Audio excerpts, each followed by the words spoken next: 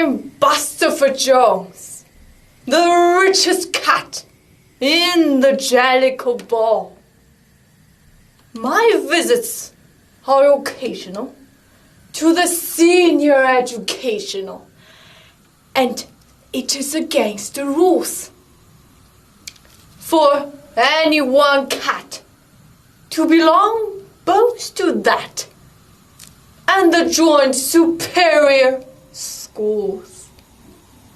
For a similar reason, when the game is in season, I was found not at foxes, but blimps.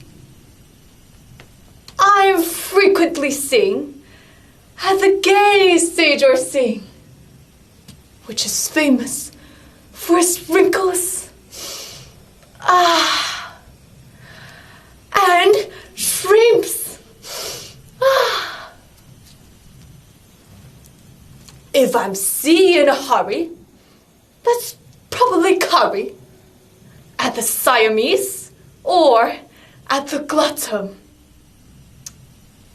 If I look full of gloom, then I've lunched at the tomb on cabbage, rice pudding, and mutton.